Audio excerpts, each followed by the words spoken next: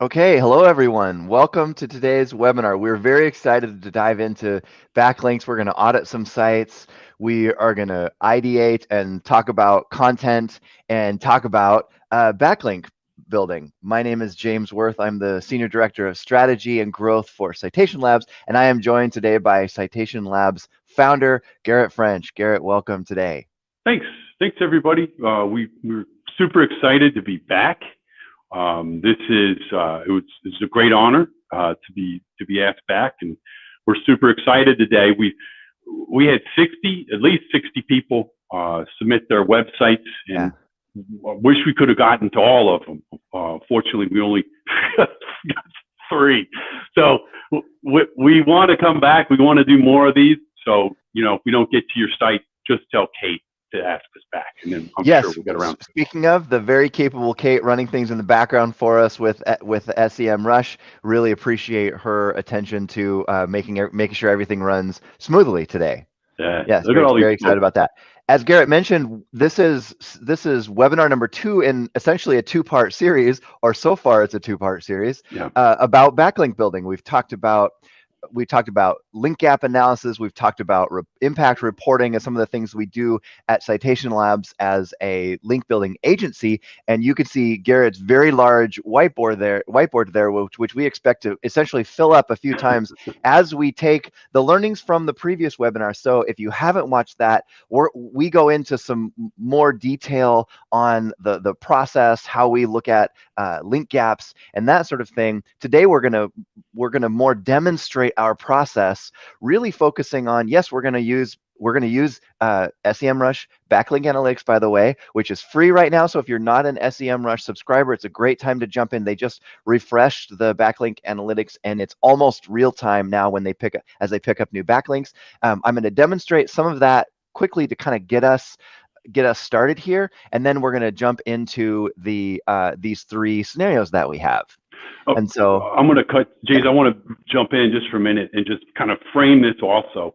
It's the way we approach link building is we think about how do we effectively, contextually, naturally build links to sales or landing pages, as opposed to we use what I think is more or less a digital PR kind of approach around thinking clearly and thoroughly about a given target URL, but that a lot of what you'll be hearing today is within the objective that we set for ourselves as an agency, which is how do we get natural impact, rank impactful links to a sales page to get those ranking higher, not necessarily a blog post about that's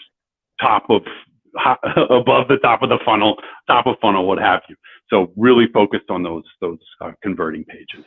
And interestingly today, so we have 3 websites that were submitted. Thank you everyone for your submissions. I'll show you I went through and organized these by topic. It was really an interesting exercise to go through this. I wish that we could get to everyone like Garrett mentioned, but we did pick some sites which I think were pretty representative of some big groups of the submissions. And so we'll talk about, we've got 3 domains, speciallysmiles.com in the Miami area, a nomadiclove.com, which I believe is in the Southern California area, wedding and engagement photographer, and then, I don't know if I'm pronouncing this right, ilikaiOutdoor.com, which is an e-commerce provider, but it's more like a lifestyle brand as well for outdoor games, outdoor kind of party games. So we got these 3 websites that we're going to review. We're going to look at the link gaps. We're going to talk about those pages. Now, I did pull a fast one on you, Garrett, and for the photography website, it's not a sales page, but I will say, as we often know, that a picture is worth 1,000 words, and so pictures sell when it does come to photography. So I think that there's definitely an exception to the rule, and this really is a destination page for those who are interested in engagement and wedding photography, and these pictures are definitely going to sell. So I am going to sort of go off script there on that one, but we've got great pages, and they've got a pricing page as well that we can talk about. I also want to mention one more thing. This is going to be heavy on the content strategy. An important element, as Garrett will talk about in terms of link building, is having citable elements on a page. What's the justification essentially for a publisher to add a link to your website, and specifically, or more importantly, to a specific landing page or sales page? And so helping them to see the value in that for their audience is critical. And so we have lots of opportunities for us to talk about that as we go through this content. So anything else before we kind of jump in here, Garrett? Well, probably, but let's jump in.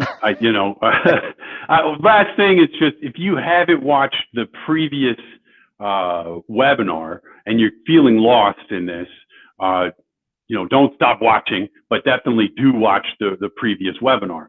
We really go through it much more granularly and thoroughly each stage. And this is also an abbreviate. I think I'm abbreviating some of the research approach here. I'm mostly doing the brainstorm part.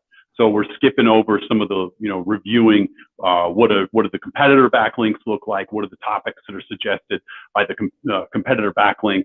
Which, just you can follow along, and really it's these phases and this type of thinking that we do about contextualizing a link that I think is the most important takeaway. And that's what we really hope you take home from this webinar is not just, the link gap analysis, thinking clearly and carefully about how many links are we likely to need to really move the needle for a given page, but then also what's the process for really thinking carefully, clearly, thoroughly about where and how do we position a link to this page so that it benefits the publisher's audience and it benefits your rankings as well.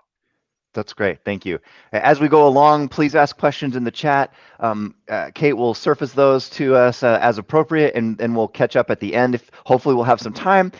So let's jump right into this then. Garrett mentioned kind of that high level overview there. And so just to give you a point of reference here, this is kind of the process that Garrett is going to be going through, everything from setting the page targets, which I'm going to help do up front. And then we're going to turn it over to Garrett to walk through how we identify the research methods, the areas to focus on, the specific items that we're going to be performing that research on, and developing this topical link context so that we can, at the end of this process for each tactic, identify and build this list of publishers and topics for us to be able to build links to. And then we'll talk about the next phases from there. So Garrett's going to do this live on his whiteboard. So let's talk through these three scenarios then. I'm going to start in SEMrush and just talk about how we can go through this process using specialtysmiles.com. I'm not going to do this for all three of the sites. We're going to kind of skip ahead for the others, but I want to show where this process, how you can go about this process to identify these things and do this research manually. As an agency, we're doing a bunch of API calls and building this data set in the background, but this is all very possible right in SEMrush's front end. So this is the first place that we would start, is just typing in the root domain to see a list of pages. And so we can start to identify, and this is for specialtysmiles.com, how much estimated traffic is going to those pages. We can start looking at the backlink profiles for these pages, etc. So that's kind of step number one. And then step number two is, okay, let's start looking at the keyword level for a particular page. So I picked this page, this orthodontic cost calculator, which we'll look at the page in a second. We'll look at each of these pages that we're talking about to help frame this up for Garrett, because he hasn't seen the pages yet. But the next step then is to start looking at the specific keywords. And then, so this is kind of step two of this process. Step three of this process is then to look at the keyword overview. And so then we're switching over to this area here. And after we've picked a particular keyword, and we do this across a number of keywords and then take the averages in terms of search volume and rank. That helps us build a larger data set, but you certainly can do this one keyword at a time. We can see the search volume, the difficulty, how easy or difficult is it to rank organically for this particular keyword, and we can kind of build this set. And then when we go into backlink analytics, which takes a little bit longer time, so I'm going to kind of jump around here a little bit, but then when we go in here, we're going to do that analytics, perform that analytics or that review on each of these competitors. So some of this is a little bit offline, where we're we're building this data set manually. I do this in a spreadsheet, Google Sheets, or Excel, and our primary metric here is this referring domains. So essentially what we want to do is, as we dig into here and look at it inside backlink analytics, is and again, just for the sake of time, I'm not going to be able to do that manually for a whole bunch of these. But then when we come in, oops, I forgot to grab my URL. When we come in here and do this for the page, we're going to be researching both our page that we're targeting as well as those competitor pages. And so it's just a matter of grabbing this, going to backlink analytics. Oh, there, it put it in for me that time automatically. I just went to a different place and start to look at these metrics to identify what we're up against, starting with our own page and then going to each of those competitors where we built that set from page 1 search results. We do top 10 typically. You could do top 3, for example, though, since that's, of course, the sweet spot for estimated traffic based on click-through rate, and build this data set for yourself. Okay, now here's the part where I want to fast forward a little bit so that we can get to all 3 of these sites. So this is a little bit kind of rapid fire here, but this is the data set that essentially that we're looking to build. Oops, let me zoom way in here so we can see this better. And so then for this page, this would be equivalent to going to each of the top 10 competitors for as many keywords as you want to see for this particular page. I like to have at least 10 keywords and those 10 competitors. And so this builds this, this data set, this comparative profile. And we call this our backlink, our link gap analysis. And so the data set is a particular page. I'm going to talk about this Miami cost of Invisalign page. This particular page, the amount on average of search volume, and these are hyper-local searches all around Miami and very specific services. So we're not expecting a massive amount of search volume in this case. But what I'm looking for is, okay, how are we for these pages compared to the top 10 competitors? And primarily, what is our link gap, we call it, or the number of linking root domains that we have compared to the number of linking root domains that on average those top 10 competitors have. And so we can see here that we haven't focused on linking for this particular page yet. We're going to get that underway. And here's what we're up against, essentially. In order to kind of lead the pack, at least on average, we want to see if we can build 31 backlinks to this particular page. And we're not going to do all that today, but Garrett's going to walk us through, and I'm going to turn this over to Garrett now to walk us through how he would go about ideating for this page and developing this linking context that he's going to demonstrate for us on his whiteboard. So Thank you, James. Zoom in on Garrett. He's going to take it away. I'm sorry, to clarify, the selected page was the Miami page, is that right?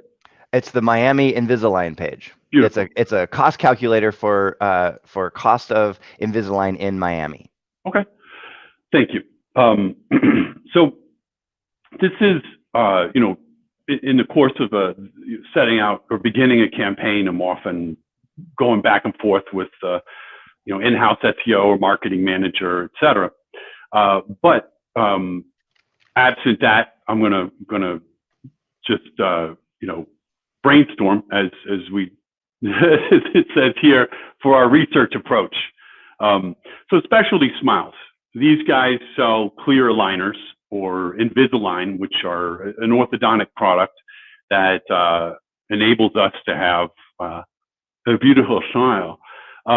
So the key to really start unpacking what they sell and what the page actually sells. So this is of course, their Miami Invisalign page.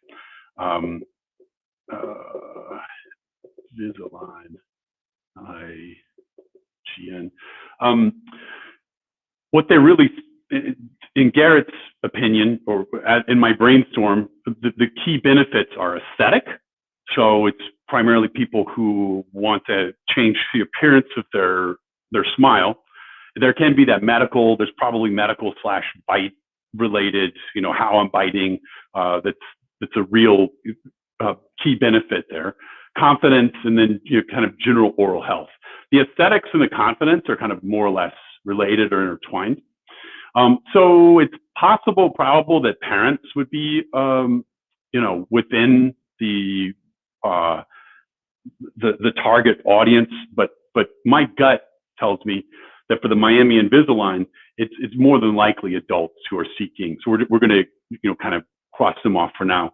Adults, but that are also location specific, right? So this is adults in Miami that are seeking, probably, I don't know why, again, but probably seeking confidence, a boost in their self-image. So now we're getting into kind of the on-ramp into linking context. How do we discuss Invisalign in a natural way? So this is going to be, people who've had self-image or body image related issues, most likely. And so these are the kinds of context and topic areas eventually that we're going to be kind of pushing into. The Miami piece is particularly interesting as well, and it really kind of narrows what would be possible because this is kind of the part that I find the most difficult to explain or discuss. But no matter what we want to build links to, whatever the URL is, there have to be publishers over here that are going to support those links. How do we actually find people that on whose sites we can discuss confidence, social confidence type issues, self-image issues, body image issues that are specific to Miami, and that's definitely difficult. One or the other is a lot easier. But off the top, I'm thinking of looking for local events to sponsor in Miami. So what types of events? Maybe professional events, business-related events. I'm guessing Invisalign is relatively expensive.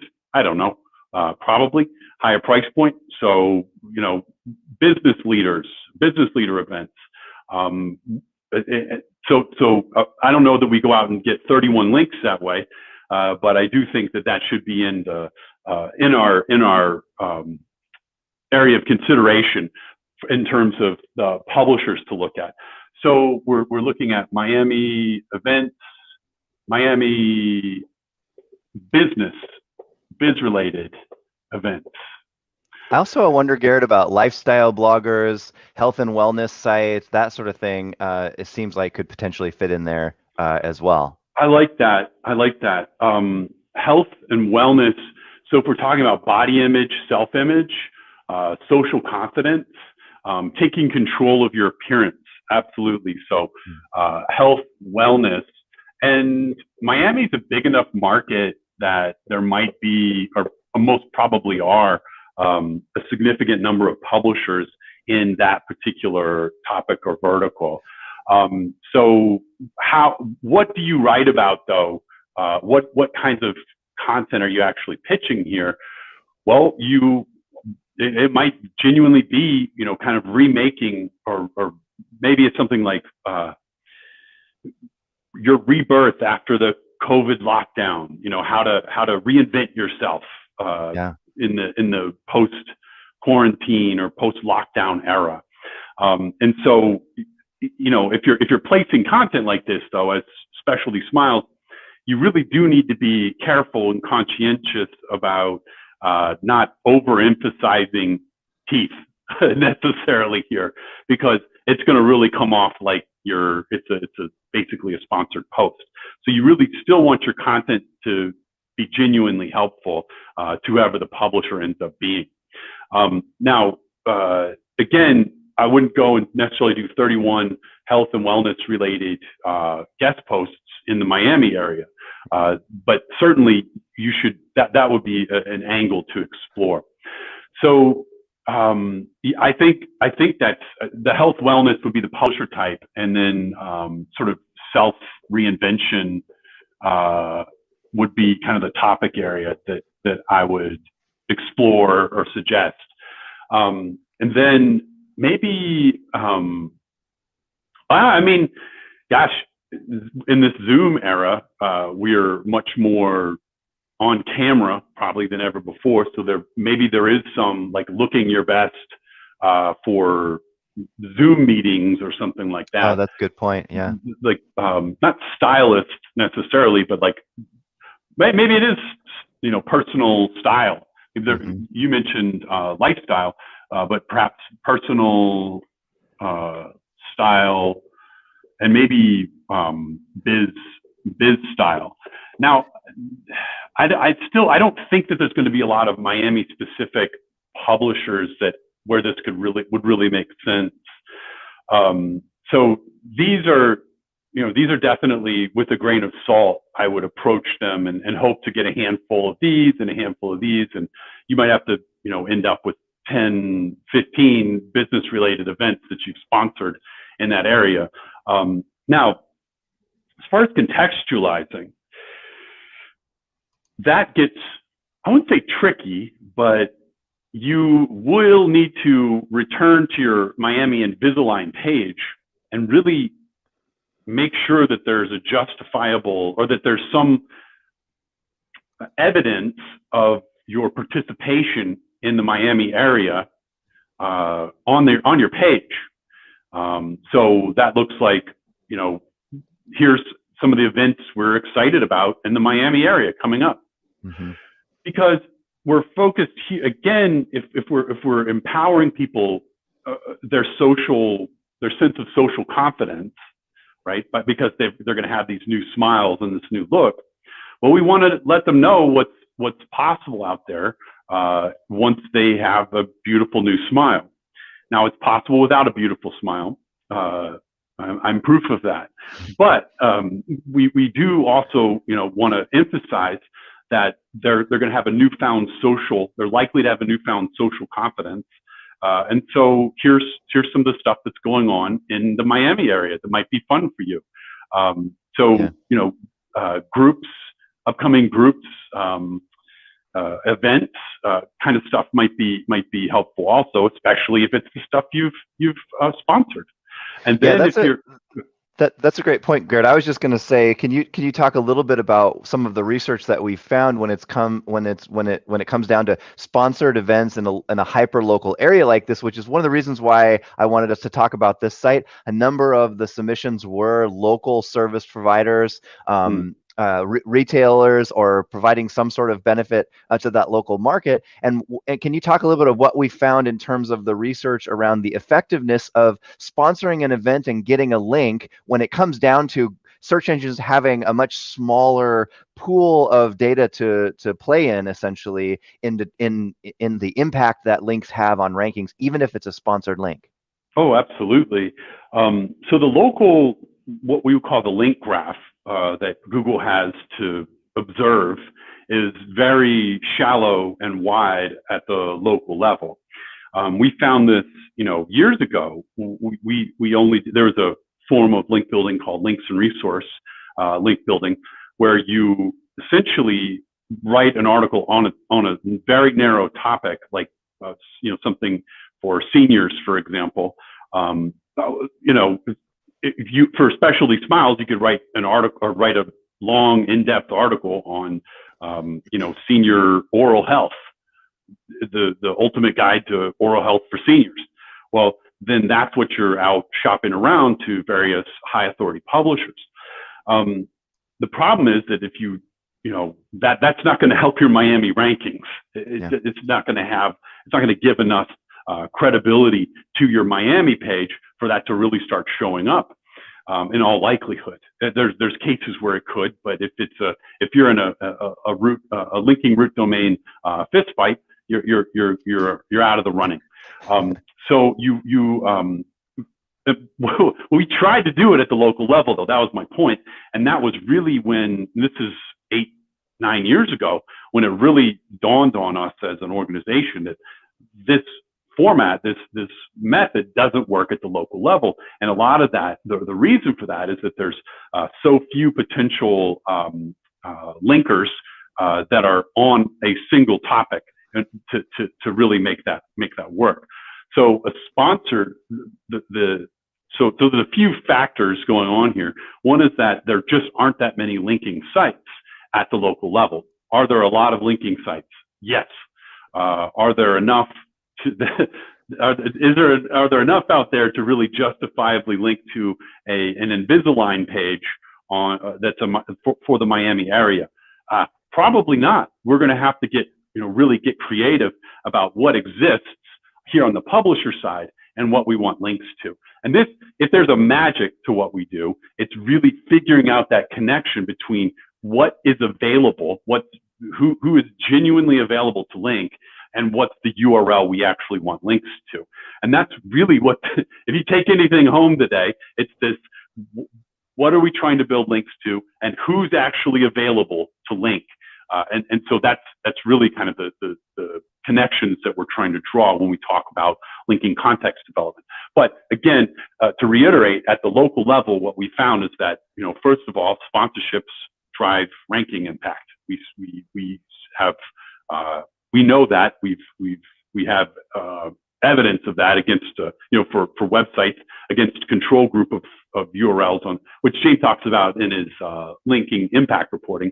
But we'll have a control group of pages, and we measure what happens to their rankings, and then we have the pages to which we've built links, and the pages to which we built links outperform the pages that we didn't build links to, whether they're sponsorship-based links or not. And our belief and understanding of the local link graph leads us to believe that there is just such a lack of linking information at the local level that Google kind of has to take what they can get. I guess fill in the gaps. Don't quote me on that, but there's just not much out there. They have the information that they have at that super hyper local level when it comes to that. So they're going to use what they have available to them, and what they have available is much sparser in that environment. There was a question that was asked for sponsorship. Is the link do follow? It's going to depend on the provider of that link, whether they're following Google's guideline around rel equals sponsored or that sort of thing. Garrett, most don't know what that is. Yeah. So these are not sponsored posts. With the ranking algorithm update that's rolling out right now, maybe more people will know about it. That could potentially be something that Google starts to incorporate more, but it would be up to that sponsor. And then, can you define sponsored event link building? Elliot asked. Yeah, that's where we would approach this, looking for people who have advertised or thanked their sponsors. So you could right now go to Google, type in Miami, in quotes, thanks to our sponsors, thank you to our sponsors, et cetera. Thank you to our sponsors, our generous donors, et cetera, et cetera, et cetera. And then you'll find pages that are the sponsor thank you pages that people have published. And then you're looking to see which ones of these have linked. And then you're also looking for, if you're Invisalign, you're looking for, or not Invisalign, if you're Specialty Smiles, you're looking for business-related events. So you sort of, you have a lot of hunting and pecking to do is what you have. And what Garrett's talking about now is kind of the next step. Once you have these topics and publishers, we do a lot of Googling with search operators, which modify our search query in some way to help us get more specific. So can you talk about some ways now, now that we've identified some of these areas, Miami biz related events, health and wellness, self reinvention in these areas, personal style, what would you start looking for then when you're starting to source publishers? That's fantastic question. I would do a few things. I would take, just the word wellness. I'd do Miami, wellness, and then in URL blog. I just want to see people in, publishers from Miami that are generally writing about wellness, and just get a sense of what's out there. What are the types of publishers who are writing about wellness? They could be spas, they could be, fitness centers, yoga studios, maybe the more aromatherapeutic type stuff as well. So wellness is generally a less kind of scientifically supported category. So that's the kind of the topics we'd be unpacking and really getting a sense of what's in Miami. Another approach you could do certainly would be to just take the word Miami and then do in URL blog, just to get a sense of who's in, what kinds of publishers are there in Miami. There's probably stuff that I didn't even think of, not knowing, Specialty Smiles very well, not knowing the Miami publishing space very well. So there's probability that there's some stuff I missed. I know there's going to be a lot of stuff about sports teams, but you really want to push past the big stuff and look at the more localized mom and pop type publishers. Oftentimes they're going to be, they're going to be businesses themselves. So the topics you're pitching are really going to have to appeal to their more local audiences, which is why having something like, fun group activities to do in Miami on your Miami page, of course, I mean, not fun things to do with your teeth. I mean, I don't know. I don't quite know how to connect all these dots yet.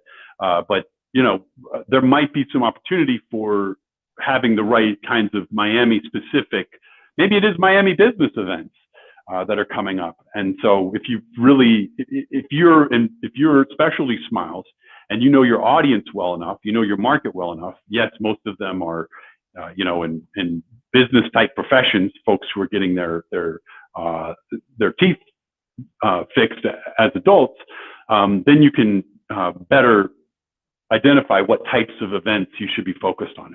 Who's your audience? This is why we really like to think a lot about the audience and what they're actively doing, what they're already doing, and try to get in front of that. And can we talk one more thing about specialty? Because this is an orthodontics office. They've got one location in Miami, and so content generation is probably not a big area of focus for them, which is true for a lot of hyper local small businesses like this. Do you have a couple of suggestions on, because the content there, the page could definitely use more content. Do you have some suggestions? This is a WordPress site, so it wouldn't be hard for them to update it, maybe even hire a freelancer to develop this content for them. What sorts of topics would you suggest they add to make the page itself more citable? I'd want to know what the people who've gotten Invisalign treatments, what they do now versus what they used to do before they got the treatment. How have their lives changed? How are their lives different now? I'd want to be able to quantify that as much as possible, but I'm guessing, they're not going to have 500 people they can ask. Maybe they're going to have, in a given year, maybe 10 people would agree to do like a survey afterwards.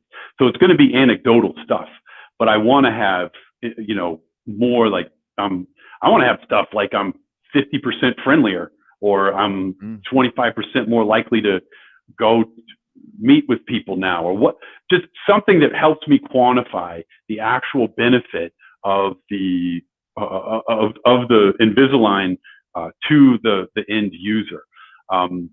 That's where I would really focus, because a lot of that would also enable us to think more clearly about the linking context. Because I could be way off base. What if it isn't? So, what if it isn't self-confidence or self-image? I could be completely wrong. And, really extracting that from the actual purchasers of these products and really understanding how, in exact what social settings do they feel better now? Is it the first meeting with the new person?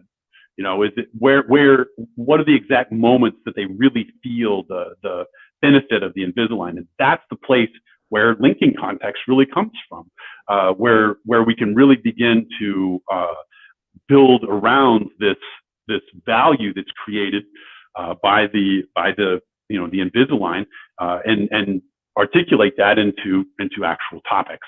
So I would say spend more time with the customers, especially after they have gotten the Invisalign, and you're going to have an investigative conversation with them where you're getting them to tell you some key details that are different now than before. Like, and not just I love it, but where do you love it? When do you love it? Why? Right. How much do you love it more? Right. Maybe you can have even before and after, like Extreme Makeover Smile Edition sort of thing, where you could have some fun with that, which is certainly very relevant as well. And by the way, thank you to Specialty Smiles. That's certainly very relevant as well to our next website, which is anomadiclove.com. So I'm going to take back over James. If you're Specialty Smiles, take a screenshot right now. So I'm about to erase all this. Kate, I don't know if you could do that really quick and send that to them. That might be helpful. I can actually try to do the same thing here really fast. Wait, one more second. I can do it too. I shouldn't. Just keep going, James. I'll just take a picture with my cell phone. Okay, so next up, and I'm going to share my screen again here, Kate, just so awesome. Thank you.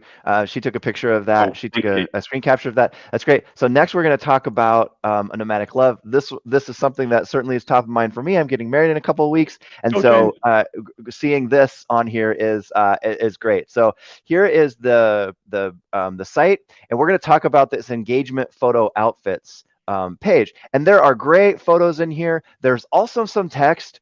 I think probably we could use potentially more text and maybe even go to some sort of gallery type of layout with the images so that the scroll isn't quite as big, although everybody certainly is going to want to see large photos. And then this was pretty interesting down here where we could kind of talk about this. They go into kind of monochromatic and some of this. I wasn't even sure what this was, but talking about more of these mood boards, I think would be also kind of some interesting content on the site to expand on. But a lot of great photos on this website. So let's talk about what we found in terms of the backlink profiles. So I'm going to switch back over to this this view again here, and this is what I learned using SEMrush to build this. And again, that process in SEMrush just was kind of walking through the domain overview. I used the organic research. Then I went into keyword overview to look at the specific keywords and get the top competitors for those keywords, top 10 search results, then being able to plug those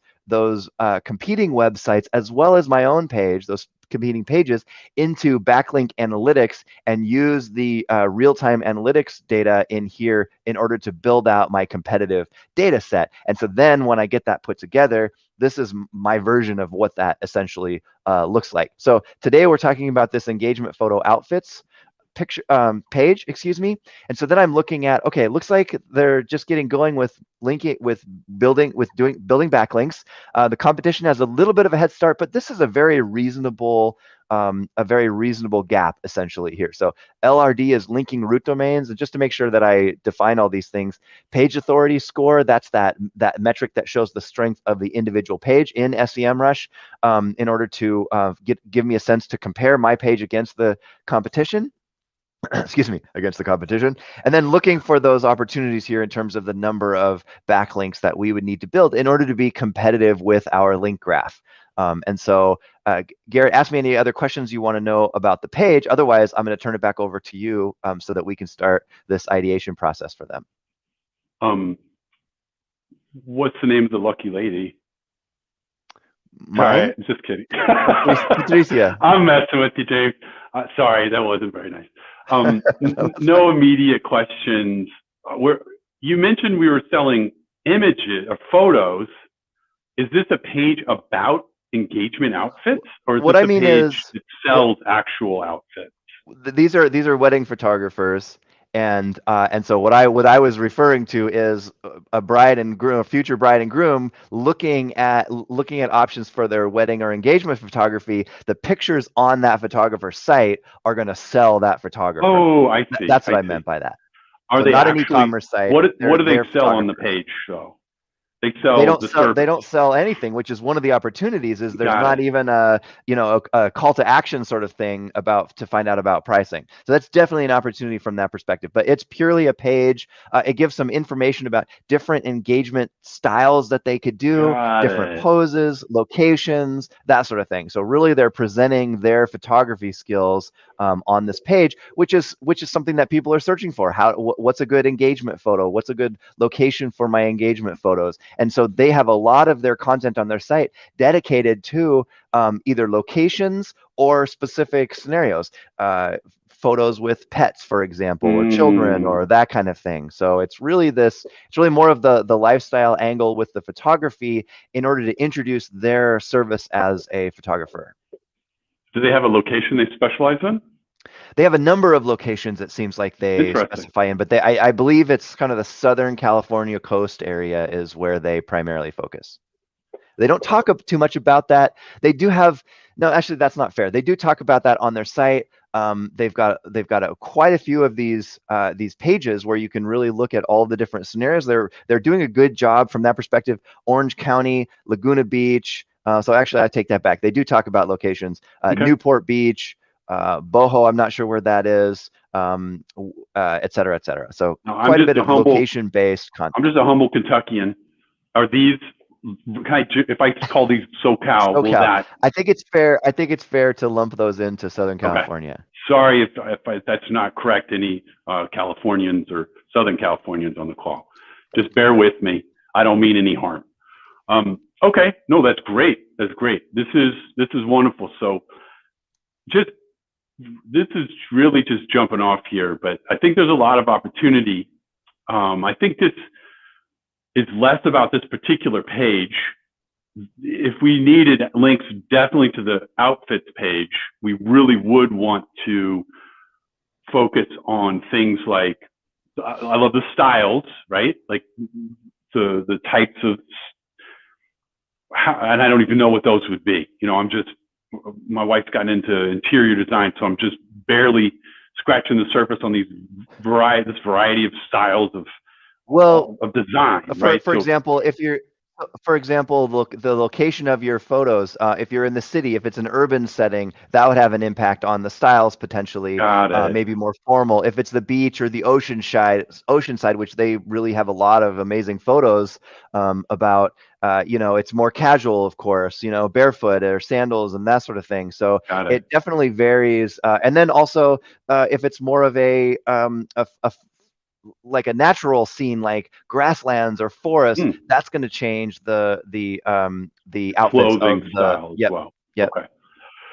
Well, I just a few thoughts would be: are there ways to look for partnerships, more or less, with clothiers or particular boutique places that sell clothing? So if you could kind of do a shoot where, if you had a customer that was particularly into a given store in Southern California and had decked themselves out in that store, then perhaps you'd have to do probably a blog post specific to this particular style and shoot. But then that's something that the store, the boutique, might be interested in linking to. That's a little bit of a long shot, but just trying to tie, outfits in. Now, if we had an article or a piece that was just, here's the array of outfits you could, that are the outfit styles that are common for engagement shoots, right? These are engagement. This is the engagement photos in this particular page. Yes. This isn't even we got married yet. This is just we're getting married. Yeah. Whew. So then absolutely, I think let's look at 100 different engagement photos, either from our site, across other sites. Let's see what the celebrities are doing, and let's categorize these styles. Let's really maybe come up with some sort of matrix or some sort of tool that could be on the pages across a bunch of pages that would help someone. Yeah, sure. That's a great idea. Might be cool. Yeah. So, but now we've really categorized these. So if we know all the different types of outfits we could select from, now I know I don't have to go looking around to see if I know all the different styles I could choose from. So okay, that's one thought about this particular page. I want to flip it around a little bit because I'm really excited about locations. So let me a little more information there, Elliot. With the site here just mentioned that it's SoCal and Dallas, but they photograph worldwide. SoCal and Dallas, holy moly, and they shoot worldwide. Yeah. Well, that does change things. That's really interesting. Still knowing what's their highest converting page, like what page do they really want people to, what do they want to have ranking for what keywords? But because without that, it's just going to be, kind of more content ideation. But I do think that a focus on location gets really interesting. If we were primarily in SoCal, I would say something like the most frequent SoCal wedding shoot locations, because there's going to be some. I know around town, I'm in Louisville, Kentucky, and we'll be out. There's a really cool cemetery near our house. So there's people doing shoots there frequently. If you weren't from the area, or you didn't, weren't from my neighborhood or area, you might not know that was even an option. We go down. There's across the river. There's the Falls of the Ohio. It's where the Ohio is cut down through layers of rock until there's a 3 million-year-old fossil bed. And it's so fun to go with my kids.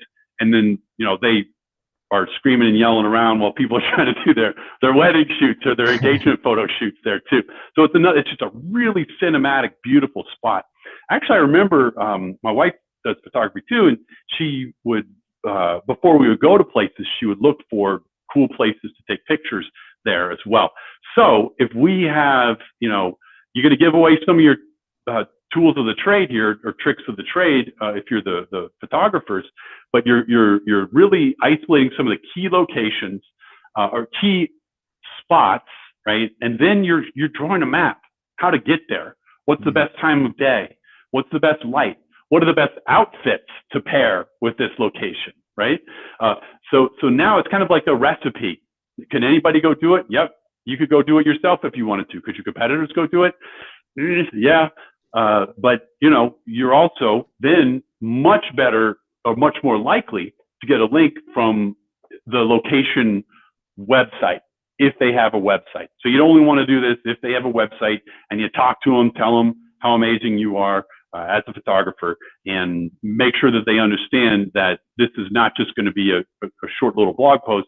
You're going to draw a map for people and tell them the best times, days and times to take pictures there. There's a park where it's sort of it's not a national forest, it's a privately owned swath of forest in Kentucky that you have to pay to get access to, called Bernheim Forest, which I'm sure has tons of these kinds of locations. And it's knowing the array of locations, the time of day to shoot, the time of year, what the light's going to be like, what kinds of equipment you might need. What time is golden hour for that day, Thank et cetera, you. et cetera. Yeah. James was Yeah, a photographer. Like he did this stuff. So That's that great. kind of thing about the location would be, I think, would be very linkable asset. Now, it's not going to help you sell more, worldwide location shoots. So I would also, on the blog, I would have a steady drip of, look at this amazing location we just did. Yeah. So if you're not doing this already, I'd be surprised, frankly. And if Well, you're they do not, have don't quite feel a bit ashamed. of content But, by location. This is what I would all be talking about almost solely. So location, here's this beautiful place. And if you are able to be the scout for locations as well, because maybe I come to you, I want a location that's like this, so it's going to give this kind of a feel, or then that could be like this engagement outfit. If you have some of the most frequent destination engagement photo shoot locations, and like it's 15 of them, and you kind of can look through all of them. I think that would be really useful. Again, sorry, this is supposed to be about link building. So bring us home here. How do we kind of round out that last column there, so we have them some ideas? Who are we going for here? Well, love. I would, if Elliot and I were speaking directly, I would be asking, where do our leads come from? Maybe there's wedding organizers or wedding planners. I would certainly be looking for wedding planners to, write content for that really kind of is a presentation, for example, of the outfits or the array of potential styles that one could use. Now, I'm not a style person, so if that's weird or would not be cool or wouldn't be useful, then don't do it. But the other, for sure, would be locations. What kind of feel do you want your engagement photos to have? And the location is probably the principal, I would guess, determinant of what the feel is actually like. Yeah. Some easy ones that come to my mind would be anyone related to the wedding business, venues, wedding gowns, caterers, florals, florists, et cetera, et cetera. It doesn't look like we have much going to the individual pages. There might be another page on the site where they're going to, but it might make sense to try to divvy those up amongst the pages that, as you mentioned, have the highest conversions, if they're able to track that kind of thing. Well, also, if we know the highest converting pages, we can really ask, why are these converting? Where are the people at in their buy cycle? What's the funnel like here? And if we're so knowing that enables us to think too around what are what's the context that we need to be discussing, because it probably isn't, I need to Maybe people do look specifically for engagement photographer. I would guess that's probably pretty high up there. But then I'm going to go out on a limb and guess it's location specific is kind of the main driver. Yeah, I think if I remember correctly, a big part of the engagement photo session would be kind of trying out a photographer to see if that's who you want, to make sure you want to use them for your wedding kind of Well, thing. that's interesting. You know, that sort of thing. So give us two things on the board there for on topics and publishers, so Kate can take a screen capture, and we got one more scenario here. James, what did you say? You Wedding industry. I mean, yeah, wedding industry participants. So that would be, like you said, florists. I like florists. Florists, venues, caterers. The venues for sure. Also, that idea of any sort of private location for engagement photos, having access to that, potentially that would be beneficial to get a, you know, if it's, since it's location based, that sort of thing. And then any local kind of lifestyle blogger that has, where you've got your idea about the 10 spots in Dallas, for example, 10 hottest engagement photo spots in Dallas kind of thing. Oh, James. That would be a great one. Dude, I'm glad I caught you today. I'm learning, man. I'm learning. This is good, man. Fashion, then, you know, yeah, I love that concept. 10 best, you know, engagement spots or something like that. Yeah. Shoot spots. And then it's back to doing the Googling, using search operators in your Google search queries to try to identify these groups of potential publishers. That's that kind of next process. This was awesome. Great site. Love the photos on here. Thank you to a Nomadic Love photographers for participating today. That's great. All right, so oh, I missed that comment. Elliot, if you want to. You said the planners are tough to work with. Oh yeah. So, of course. But you've got great photos, so you've got a great. You're the best, Elliot. That's what you just got to tell them. There's no politics about it. You're just the best. Yeah, yes, and this is also a volume game. We do a lot of outreach to publishers. We don't maintain any sort of private network or anything. These are all real publishers we're reaching out to. So a lot of it is kind of a numbers game when it comes to link building. It's a lot of work. So so keep it up, and you'll definitely also, like, from the planner's perspective, you should be asking what moves the needle for them online, or what kinds of content would they want to have on their sites that would get people in the door for them, and then make sure your link's embedded in that somehow. So I don't know what the content looks like commonly on the wedding planner sites, but you're really asking how do we facilitate their, you know, whatever their content or lead funnel looks like, or you know, what kinds of topics they're writing about. How do we write into that so that any content we're giving them or creating for them would help them get new customers? Because if you're leaning into what makes them money, that's the right direction to lean. Absolutely. One thing that we ask is, what's in it for the publisher? That should be a recurring theme, and then try to deliver on that. Yeah, absolutely. What's in it for the publisher? Kate, if you could grab a screen capture of this one, that would be awesome. And we are going to shift gears here to talk about, and I hope that I'm pronouncing this correctly. So, you know, please, if you're in the webinar, please let me know if I am. I believe it's Elikai Outdoor Games for Life. This is a cool e-commerce site. They're selling a product that it appears that they're manufacturing themselves. So from that perspective, that's really cool. I like that a lot. And then, but it's also just sort of the lifestyle that goes along with this. And so there were a number of e-commerce, both national or international, as well as local providers. And so we picked one that's got a great site here with some really cool products. And so we're going to talk about I believe this is the Arches National Park in, pretty sure that's Utah, but they're talking about this cornhole board that is specifically a travel version of a board. So great, you know, Garrett and his family get together a lot in somebody's backyard, and they're having fun with their kids. This would be a great thing to throw in the back of the family vehicle, and take to something like that, or for an adult party would be a lot of fun, and a really cool design here. So what I found when I was looking at when I was doing the backlink analysis here, the link gap analysis for this particular page, and there's a lot more to look at in terms of the keywords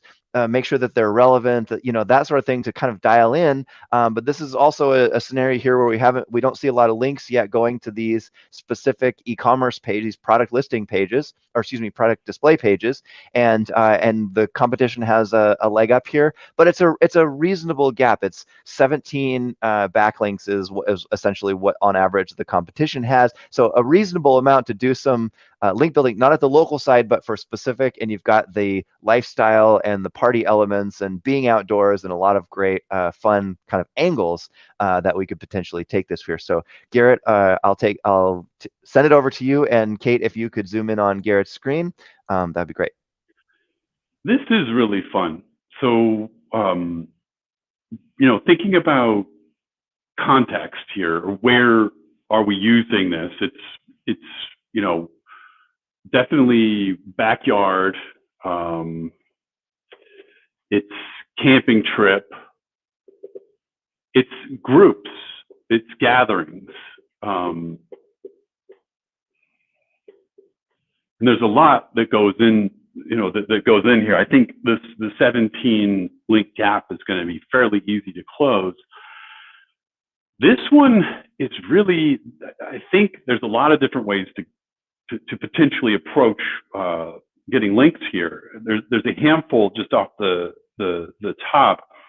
I feel like given the handmade, or this is, maybe they're not handmade, but the fact that the designers are also the sellers of the product, even if they're not, it's a unique enough product that it should be considered in these kinds of top 10 lists that are very common. Top 10 camping items, or top 10 accessories to bring camping, top 10, backyard party fun ideas. So again, a lot of lifestyle, a lot of very accessible, quick ideas driven kind of content. So, and it does say handcrafted on there, and also it's they corrected my pronunciation as Elikai. Thank you for that. Elikai. Can you step into the middle of your board? It's your camera's getting lost, not finding you there. There we go. Thank you.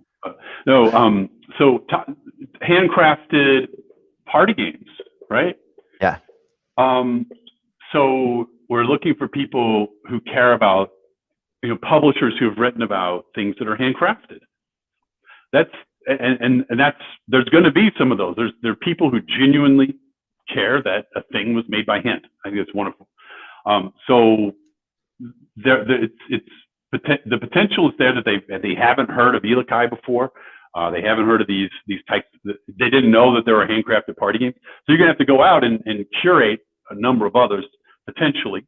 I'm not suggesting that you go out and market a bunch of other people, but maybe you should. If you can find other party game manufacturers that aren't stepping in your territory, then maybe you should suggest some other manufacturers or vendors and kind of approach a publisher kind of as a consortium of a group of handcrafted party game folks. There can't be that many of them, but you could be the kind of the vanguard or what have you of promoting a larger grouping of these types of manufacturers. They also talk about artisanship and social responsibility on their site.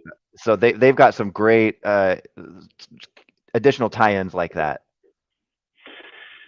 So now artisanship, this is very much a discussion piece then, because it's not just that, Uncle G brought a new cornhole game and I'm going to play it with the kiddos, but I'm going to go tell my mom and dad about what a cool, how much, so I need to know the story of its inception, its creation, what's gone into its manufacture and making. And it's possible that there's some linking context within that itself. And they have that on the site, but not necessarily on the individual page. Okay. So I want to know who the actual designer was for it. I'd love to have some quotes from the actual designer on that page, because that's the sort of thing that if you're quoting it in the top 10 party games right? Like we've got a quote from the designer who's passionate about making great products out of sustainable materials. Well, I'd love a great quote from that person, and that should be in a top 10 handcrafted party games placement that we would be trying to find a home for. So I definitely would submit humbly that the actual sales page, don't put it above the buy now button, but put it below the buy now button, but give me a little story, give me a little background on the individual item at the product level. That's what I'm really excited about well, I mean, somewhat as a consumer, but also as a link builder, because that's going to give me some insight into some concepts around how do we make a natural link to this particular page. Now, we just really quickly here to anyone who has a hard stop, thank you so much for your time. We are going to go over. I asked for permission from Kate. She said we could go over a little bit because I want to make sure we finish up with Elikai and then just have some high-level takeaways as well as get to questions. But thank you to everyone who needs to leave now. Thank you so much. It was great to have you. Thank you, guys. I can't believe it went so fast, but hope you'll have us back. Yes. We've enjoyed it so far, and it's going to be great. Everybody who's sticking around, you're in for a real treat. I hope.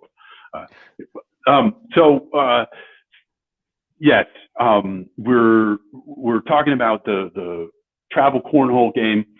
The transportability portion of it is.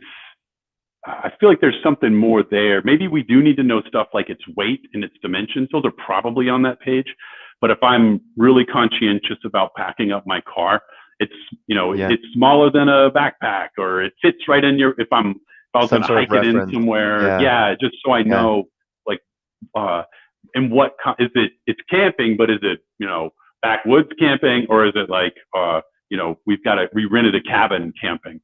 So, and they do mention it's 1 foot by 2 foot. Talks about the grade of wood that's used. It does mention lightweight and compact. Maybe that's something they could add though, is how much does it weigh? That kind of thing. They do have some information on it. It's a really good looking page. I think one of the elements that I would love to see is kind of this next stage of what would be those kind of citable elements. Garrett, could you speak to that? If from a publisher perspective, what would they want to see on that page? You're kind of talking about some of it there in terms of the dimensions, how packable it is, that kind of thing. But what else could we include? Rules.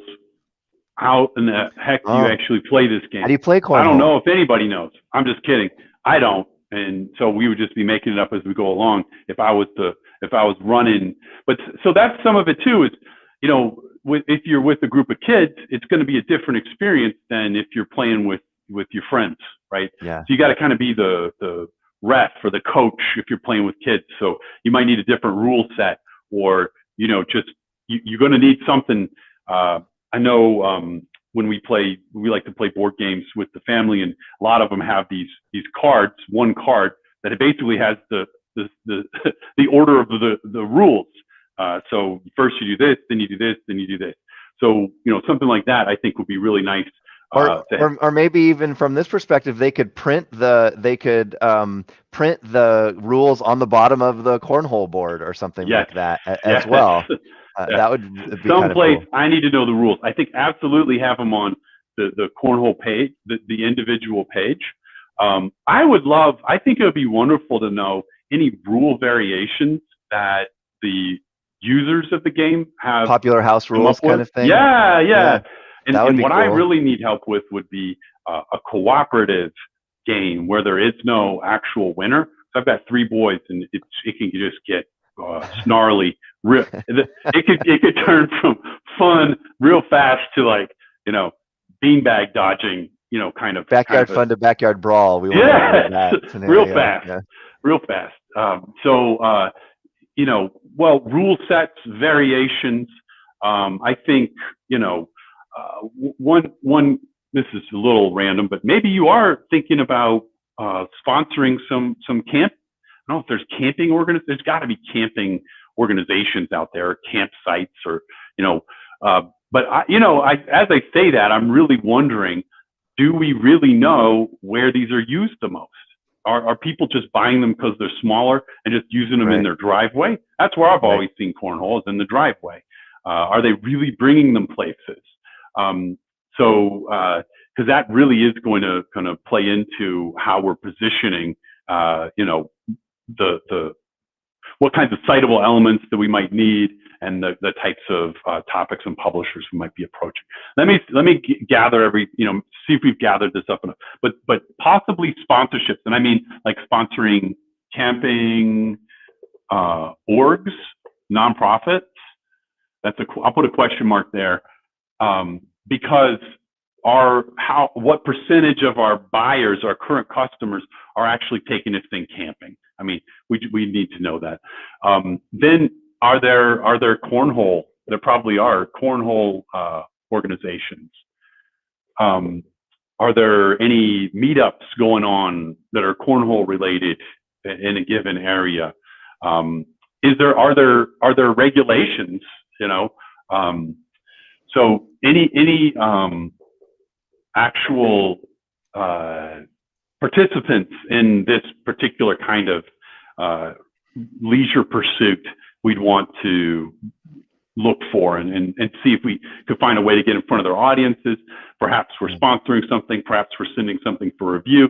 Now, all of this, you got to be careful if you're doing a whole bunch of, giving a bunch of stuff away for reviews. You probably should have a rel sponsorship on that. I'm not exactly sure. You might want to let some slip past and put a tag on a few also.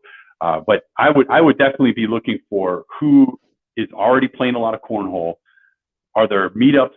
Are there camping organizations? If indeed people are bringing these camping, if that's like where people are actually playing these. And then I'd be definitely thinking about the handcrafted angle, and kind of, you could go a design angle with that. I really think like really beautifully designed backyard games. I think that would be a standout. I think as consumers, we're used to stuff made out of plastic, stuff we've gotten from Amazon, and so these are really beautiful and carefully made with conscientiously crafted, and so that could very much be one of your kind of topics or angles. And so the publishers would be folks who've written about well-designed, handcrafted products before. One thing I want to mention along those lines is I think a lot of times someone will feel like they don't want to put stuff on every page of their site kind of thing, or they don't want to keep saying the same thing a little bit differently. But a thing to keep in mind is that, what is the average visitor maybe sees 2 pages on the site or something like that. So there's not a lot of risk of someone seeing the same thing over and over again. And these sort of elements added to the page can really make a difference for that particular user experience. But then also now we have some citable elements to be able to use to earn that links, essentially answer that question of what's in it for the publisher sort of thing. So it's okay to be consistent with your content from one page to the next. It's great to customize it, personalize it for each page, but really good to reinforce these things on the site. And I think with all 3 of these websites we've looked at today, we have an opportunity to not only create new content, but also put it around the site so that it's more easily picked up. One more thing that occurs to me. How do you get people to actually play cornhole with you? Is it enough that they're just going to look at it and say, oh, I want to do that? What if you're the only person that wants to do it? You brought the board. How do you, I don't know. I guess you have to convince people you're camping with the wrong people. But maybe there's something there as well. How do you introduce this game if people haven't heard of it before? How do you get people I think one of the nice things about cornhole is that there is a pretty low barrier to entry kind of thing. So from that perspective, thanks. I'm terrible at it, but I appreciate that. No, I just mean it's easy. You pick up the beanbag, you toss it at the hole kind of thing. It's not, you talk about the rules and house rule variations and that sort of thing. So it's an easy game to pick up. It's not like, I don't know, something like croquet where you got to go around and set up all of the little hoops and everybody has to have a mallet and a ball. And there's a lot more organization that has to happen. Yard darts or something like that. Yeah, right. Exactly. So awesome. That was great. Thank you for that. We do have a few questions Thanks, I guys. wanted to Yeah. make sure we get to. So here's a great question. It's actually two questions. So number one is, how long should we expect to build 10 links? And number two is, how long does it usually take to see the effect after 10 links are built? Ooh, that's a great question. So if assuming you get your ideation done and it's all done and you know the types of publishers you're looking for, you might, you're going to need a lot more publishers than you get links. So often it's a 10-to-1 plus kind of scenario. On a great day, you need 10 publishers for one link. Now that changes if you're sponsoring organizations. It's much easier if you're walking in with money, but you're walking in with your experience, your expertise, and whatever authority and trust you can kind of generate with these, with your pitch, with the topics you're pitching. So there absolutely needs to be, okay, so if you've designed all that, how long does it take? Well, you got to do your prospecting and outreach. So you're going to have to send for each link at least 10 emails, if not 100 emails, and sometimes in really rough circumstances, it could be a lot more than 100 emails you got to send for one link. So you have to you have to have enough kind of topics matched with publishers to bridge that gap, because you're going to be sending a lot of emails. So let's just assume it's 100 per. So you're going to be sending 1,000 emails. How long does 1,000 emails take you to send? That's how long 10 links take to build. Plus, you've got to write the 10 articles or placements or whatever the content's going to be. It's got to be unique. Don't skimp on this. This is what gets you published or not published. So it needs to be quality. Your name's going to be on it. Your brand's going to be associated with it. It needs to, if you're Elikai, you need to have some of your artisanship in your content as well. Some of the artisanship with which you craft your boards or your games needs to be evident in your content that you're trying to get placed. Then you've got 10 pieces of content to design and pitch and get placed. So that could be 3 weeks or, 3 or 4 weeks, let's say. Let's give it a month. Then impact, let's say you get all of those built in 1 month, which it's more likely that you get 1,000 emails sent in a month than get all the links in a month. But let's just say you got them in a month. James, can you talk about the initial signs of impact folks are going to see, and then when they're going to start seeing a return, assuming we only had 10 links, a 10-link gap to bridge? Well, that's the key there is if you have a 150 link gap, then you may see no impact. You will see some impact. You'll likely see some impact. And we look for leading indicators. And there was another question here about essentially how do you present this lengthy process of link building to a client kind of thing if they're coming to you for link building. So that certainly ties into a lot of the things that Garrett just talked about, as well as when do we see impact. So if we align on, yes, we closed the gap, or we substantially made a very large dent at the very least in that gap, it doesn't always need to be closed completely. Then a lot of times what we'll see in the early stages would be 2 to 3 months into a link building engagement. For us, we will see some early indicators. We will see page authority score increase, third-party tools like SEMrush recognizing that these new links are there. And with SEMrush, not to kind of belabor this too much, but with SEMrush's changes, tweaks to backlink analytics, we can see the impact a lot faster. We can see page authority score going up faster now that they're refreshing the database much, much faster. And it went from something that took weeks, potentially months, or down to like minutes kind of thing. So it's awesome from that perspective. So we could see these leading indicators earlier. That's a big one. Is page authority score will often go up in the early months of a campaign, 2 to 3 months of a campaign. Another big one will be the number of keywords ranking to a particular page. Now this one is a little bit tricky because what will often first see as a result of that is the average rank will get worse. And that happens because we just went from a scenario where everything was steady and the keywords that the page ranked for had been there for some period of time and sort of risen to the level that they're going to rise based on the content and the backlinks that it has. And now we get new pages that start to rank newly ranking keywords. They're going to show up on page 6 or 7. So that's going to pull that average rank down. So one thing that we often see is kind of this false flag that, oh no, we did something wrong to the page. That's not it at all. And if we look at the keyword level, we're just seeing an increase in the number of keywords that rank to it.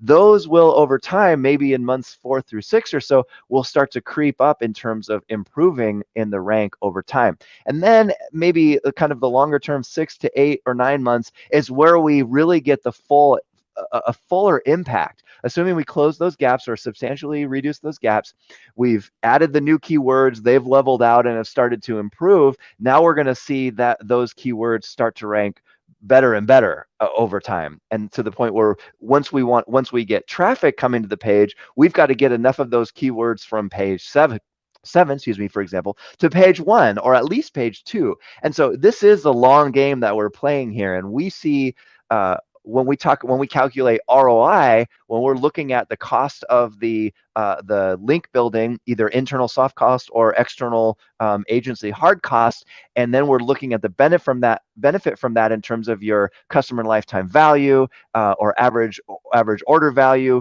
and your conversion rate to that traffic. Now we have a much longer period of time where we need to look in order to measure that positive ROI or just see the actual traffic, share of voice, or visibility metrics improve, kind of thing. And for example, in translating that into SEMrush speak, it would be your estimated traffic would be increasing if you're using it when you're looking at SEMrush reports, kind of thing. So it's a long-winded answer, but it really is it's a long-winded process, a long process kind of thing. It really is. So yeah. Someone asked about selling, and I mean, we just do what we just did. That's how we sell it. Yeah, this is very similar. How many links do we need? And then I'm going to run through how we're going to figure that out. Now, there's a lot more back and forth because I'm learning as I talk to the client or the prospect more about the benefits of what's for sale, the audiences for whom the benefits apply, context or circumstances that they apply. This is why I drill into stuff like camping, backyard. Where does the benefit happen from and for whom, for our target URL or for what's for sale there. And so that's what a lot of the conversation is. And then we're taking we're making leaps from there into, topics and publishers. Who are the publisher types that are likely to want to link into these audience, or rather, who are the publishers that are already writing for these similar audiences and similar kind of linking context, or we could even call it benefit context. We don't have to. I change things up all the time, but it could. This is really a lot about where does the benefit of the URL actually occur, and that's where we're really kind of making we're distilling it down into understanding. Okay, if it's camping, then we need to look for publishers who write about camping, who review camping stuff, who tell people how to do camping, etc. And that's why you really want to make sure that that's actually where these folks are using these products. Yeah. So it really is more. And they're pretty long calls. So pretty much, especially once I get going, they're pretty lengthy. Another question came in terms of what you're providing to the publisher. What are you giving them? Are you giving them content? Are you identifying a page on their site that has links, and you're suggesting that they link also to a different website? What does that look like in terms of that communication with the publisher and the essentially what you're providing to them? Primarily, we're providing them with content. That's when you're working to URLs that sell things, there's not a lot of unless you're paying, you're not going to get links from pre-existing pages.